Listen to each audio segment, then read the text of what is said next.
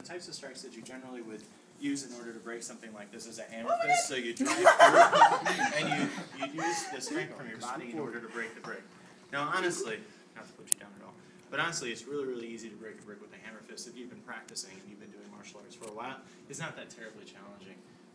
The challenge is not to hit your hand on the brick or your wrist on the brick, because then your wrist shatters or the bones in your wrist break and it's really nasty. People scream and cry. It's terrible. If you use like a chop when you're going like this is actually a little bit more dangerous in some ways, because if you go a little sideways it won't break, and then you take the stress in your arm, and you can also break, again, those same bones. A fist is remarkable. You have to really build up your knuckles in order to be able to do that, to take that kind of stress. It's not easy. Now, the way that we do this when we break the brick is that we don't use body power like that. It's the way that you do it. It's the way that you move when you break the brick, so that I'm not over the top of it. So it's not going to be my body strength that breaks it. It's going to be the way that I do it. Now, I used to break the brick with my hand in the middle like this, but you end up getting, when my thumb hits the brick, it bursts the blood vessel in my thumb sometimes. And you know how those itch? They're just painful. So I decided not to do that anymore.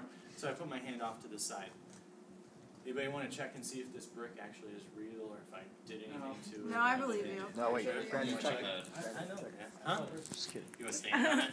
I've had people who are like, this is totally fake, until they stand up on it and jump around and stuff. So it's really a brick from Home, or not from Home Depot, from Menards. Home Depot doesn't sell them anymore. So anyway, the idea is that you're supposed to do it, and it makes it so that it's the least amount of effort needed in order to break it, so you get the most power for the least amount of motion. Okay? Okay. So that's the idea. Now, I will yell. I'm going to make the karate yell. But I'm not going to do it all karate style.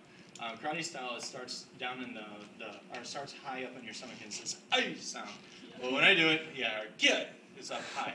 Now this one, when we do this, is down low from the bottom of your stomach. So it's, oh, like that. Why do you do that? So laugh, you get it out of the way. Ready? Oh! Wait, so when I break the brick, you won't have time to laugh. You just, huh? It brings out your power.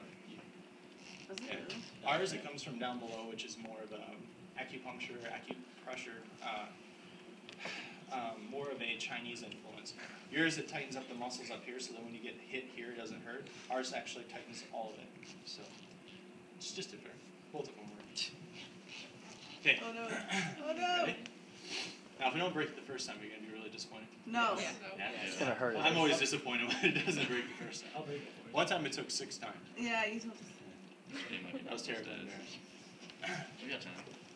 Yeah. You have like 5 minutes. That's less stuff that you have. Brandon will break it if you don't break it first. Then No, he won't. You ready? That was terrible. Disappointed.